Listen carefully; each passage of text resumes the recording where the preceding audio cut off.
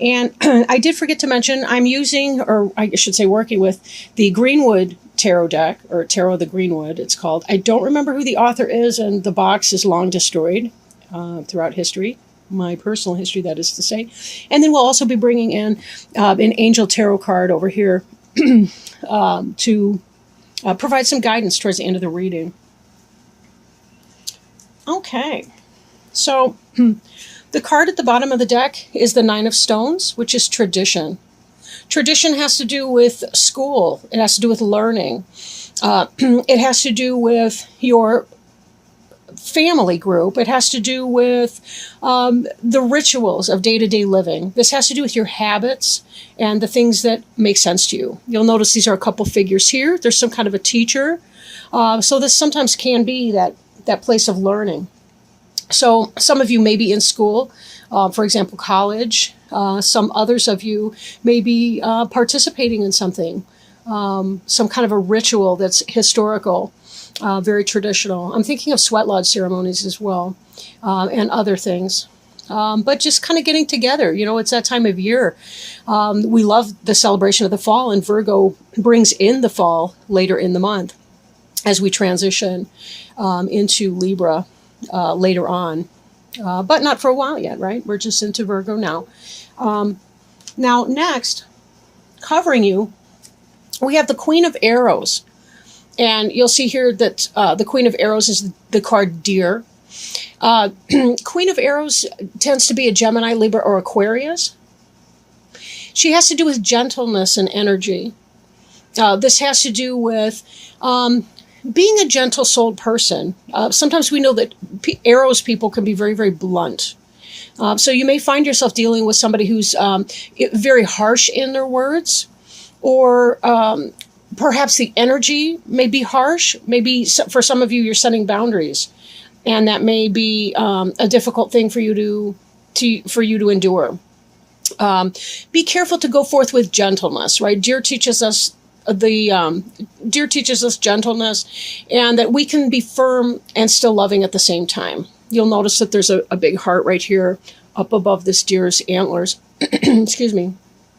And sometimes a white heart, H-A-R-T, can indicate the beginning of a journey. So something that you're going on. Maybe setting your sights on something. If you're the Queen of Arrows, and it doesn't have to be male or female specifically, it can be just more the energy, that it has to do with going on that new lesson, learning something brand new.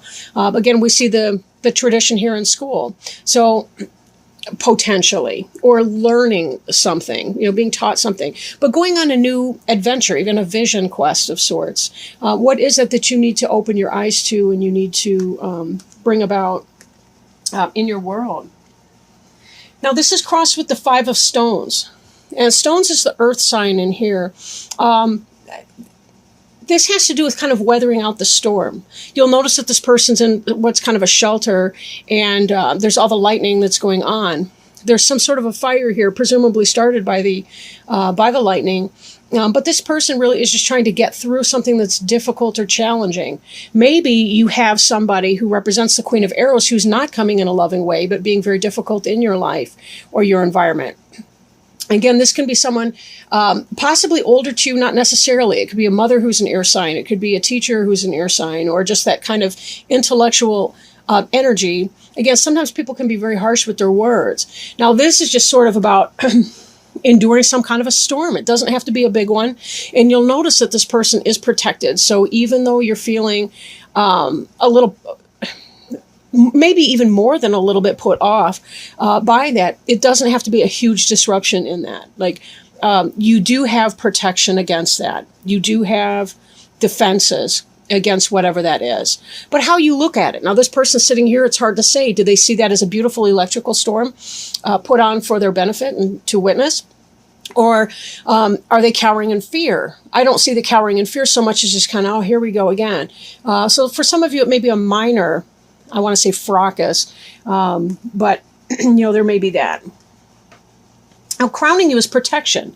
And this is a similar energy to the one that we saw in the Five of Stones. This is what may come to pass. Here we have kind of a different image, it's almost like flip sides of the same coin, right? We've got this idea of getting through something, but there's also the element of protection that's going on here. We have a fawn in this image, and because of our deer here, I almost wonder if you're having some drama with your mama drama, right? Or maybe your child's mother. And the sun looks really beautiful, and the sun is a star, as we see lots of stars here, but this feels very hot to me, very hot. And uncomfortable, right? This is electrifying. This is just plain hot.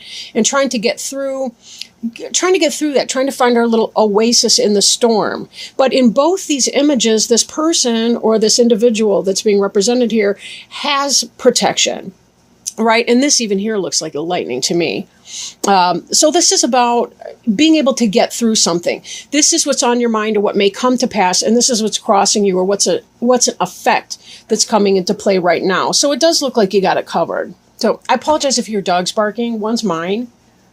She's going crazy because the neighbor's dog is out, and they like to chat. And yeah, they hang. Oh yeah. Okay. Beneath you, this is something that you have, or something that has happened or is happening. Like it's already set in motion. So if you don't have it yet, it will be occurring. The Eight of Cups is about rebirth. In other decks, the Eight of Cups has to do with walking away from a situation that you've emotionally invested in, right? Now, this card celebrates the other side of that, not just leaving something, but the rebirth that comes when we leave things behind us that no longer benefit us. Now, you'll notice here on the cup, we have the symbol of Taurus, the bull. Although Cups is technically a water sign, but, there may be some Taurus influence in that. Then again, I see it simply as kind of power and strength in an earth sign situation, which could be you easily because you're this Virgo type. And Virgos are very strong men and women, very strong individuals.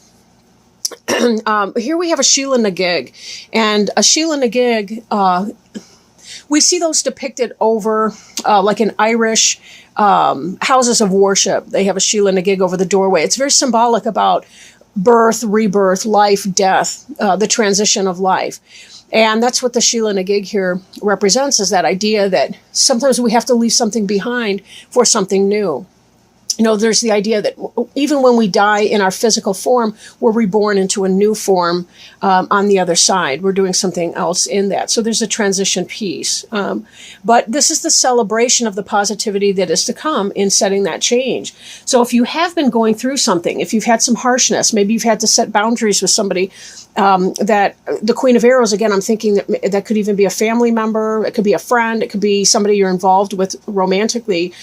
You've had to set a boundary with that, and it's kind of giving you, on the one hand, there's been some grief attached with that. On the other, it's kind of giving you a new lease on life. Like, I gotta traverse my own landscape here. I've got to set my own course in life.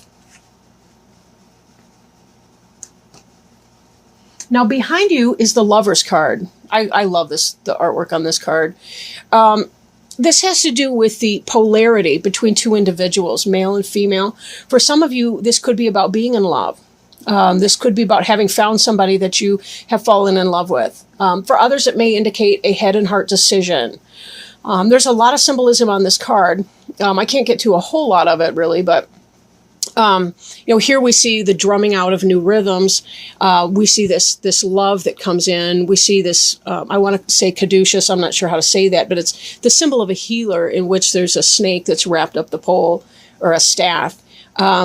We see the flame of Kundalini energy, creativity, passion, right? We see certainly with the phallic symbol here, we see also that idea of creation and making things happen. Now, this piece here, again, this could be loving feelings. Maybe you're involved with somebody who's an air sign. If this is romantic for you, if this has to do with your family relationships, and to some degree that may.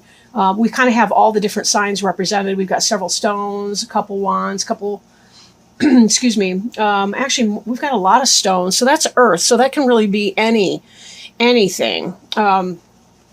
Stones have a lot to do with the physical manifestations of the things that we celebrate, like our family and, home, school, family, loving relationships, and so on. So this is an energy that you've come from.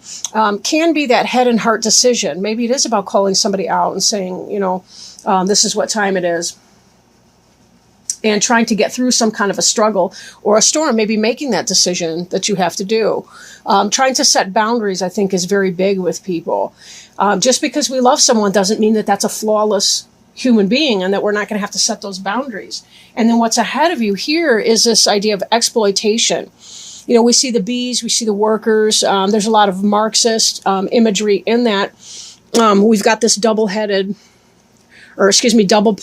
kind of quartz right here, which has to do with the flow of energy. But just be very careful when you're doing something, that you're doing it because you want to do it and not because you simply have to get through with it, or because you have somebody who's dominating you in your life and not giving you the option to say no. Our power, I know this is going to sound really weird, so give me a second with that, but there's more power in saying no than there is in saying yes. And what I mean by that is when you say no, you're able to set a limit. You're able to say, this is not to my benefit. If we say yes to things when our heart is not in that, we can find ourselves ground down, and we find ourselves becoming disposable, I guess. I don't really mean that in the, nobody's going to kill you if they can't do things, but mind that people aren't taking advantage of you, that people are not taking advantage of you.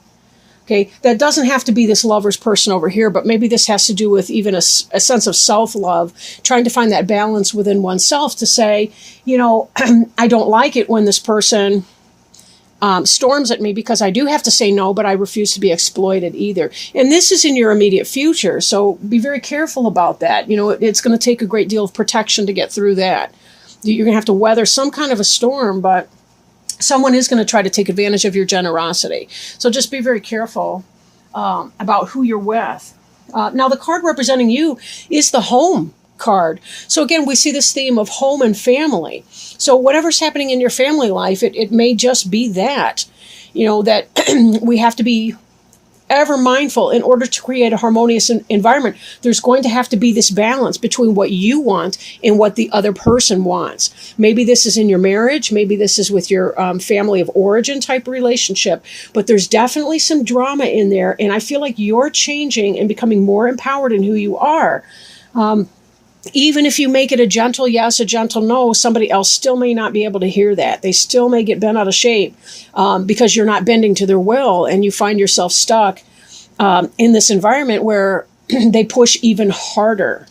One thing that I do advise people who have boundary issues in their family is that when you first begin to assert a boundary with people, they will push even harder. So if you thought that it was easier to cave in before, you're going to find it even harder to stand your ground now, because they will continue pushing harder, and getting louder and louder and more angry, hoping that they can push beyond you. It's sort of like, if you think about it, and I'm not trying to insult anybody's adult relatives or anything, but if you think about the child having the temper tantrum in the store, if you cave in the first couple times they do it, and then you decide, that's a bad idea. I'm not going to cave in when they have the temper tantrum for the candy, so I'm going to stop doing it. The kid will get louder and more ferocious and fierce. Their face will turn red. They will, I don't even need to paint you that scene. It will get worse and worse and worse. And eventually the kid will catch on that when mommy says no or daddy says no, they mean no. That's it. But unfortunately, we have to do that sometimes with adult family members. So if your mom is pushing you in a direction, or if there's some other kind of family member, your partner, whoever is pushing you in a direction you don't want to go, or insisting that you give of yourself when you don't have anything left to give, you may hear some very loud squeaking. At the same time, know that you are within your rights to say no to things that don't benefit you. Right? It's just the way that it is. And also understand too that when you're trying to create that home life for yourself, and you're trying to really tap into the abundance and the hope and the beauty that can be your home of choice, note that the pathway does not go directly to the house. And they used to paint the they used to set up I want to say sidewalks, but that's a modern concept. But the path to the home, the path to the door was winding like that. The idea was that evil would get lost in the bends and that they wouldn't be able to make it to your door. It was to keep only the good things coming to your door. The things in life, as you're trying to create your ideal home life, your beautiful picture of home life, there may be a lot of winds and twists before you get to that spot. And so be patient in that. But I do think it may be more that you're experiencing grief in your family of origin, but it seems that your mate, your family of choosing, is really satisfying. This is the 10 of stones, right? That's the 10 of earth in other decks, the 10 of pentacles, 10 of coins. So that's really the happy family type situation. So it seems to me like you've got this going on. And then we look at your environment card. You've got the foundation card here. I mean, what could be better in your private life? You're setting this foundation with this person who's your soulmate, your lover, your partner, your life partner, and creating a beautiful home situation for yourself and with one another. But again, there is that squeaky air sign that may be giving you some grief. So be careful that you clarify what you want. This tradition card that we saw at the very, very beginning reminds me that sometimes it's easier to fall back on our old ways and to say, that's what we want to do here. But, that may not be the case. Now, this 9 of stones can also be about setting up your own business, creating your own business. It can be, again, this is a 9 of coins type card. And, but this can simply be about getting your finances in order and so forth, because some of you may be getting married or setting up a household with somebody, maybe even starting a family, so we're kind of looking at that and thinking that may be the case. Hopes and fears. As we look at that, fear's power. Be careful about power struggles with difficult people. I mean, both of these cards, these 5s here, are indicating struggle and hardship. And there's a part of you that fears that. Right? You kind of fear the conflict. You don't like a conflict. You want to get along. You don't want to have to lay it down. But unfortunately, sometimes that's what we have to do. We have to know that we're allowed to say no. We're allowed to set our boundary. We're allowed to choose because we don't want to walk in this energy. Exploitation is the energy of defeat. That's when somebody else takes your time and your effort, and they use it to their own advantage with no regard for you. And then here in the final outcome card, though, we see the 9 of wands. This is the wounded warrior card. He's fought off the battles, this individual here. And there's a great deal of respect coming to him because he or she has fought that battle, has set that limit. Don't be afraid here to set the limit, because we know the alternative. You will feel exploited if you're not able to say, this can't, I'm not going to allow that. I'm not going to allow that. I want a happy home life. I want to be able to shut my door at the end of the day. I want to invite in my partner, the person who gives me strength and courage, who respects me, and so on. If it is your partner, this may simply be some of that grind that comes, that day-to-day, I am I and you are you, kind of minor differences. You forgot to leave the cap off the toothpaste. It could be somewhat insignificant like that, or it could be where it leads to some deep-seated resentment. So that's another thing. Exploitation can lead to resentment. So be very careful when you do say no, you mean it and you're willing to hold that line. If not, you're also allowed to say, maybe, let me think about it. I'll get back to you. You don't have to make an answer when you feel pressured. Just put off making the decision until you've had a chance to reflect on that and make the true or the best decision for you. Okay, so let's go ahead and shuffle our angel cards and see if we can't maybe get some kind of a step, some guidance, something like that may come in, positive encouragement, guidance, feedback from the angels. The Ace of Air. Oh, this is consistent with what we got. So give me a moment. I will hold the card up so you can look at it. Ace of Air. And I'm going to read you from the book so that we can get the maximum benefit of the answer that we've been seeking.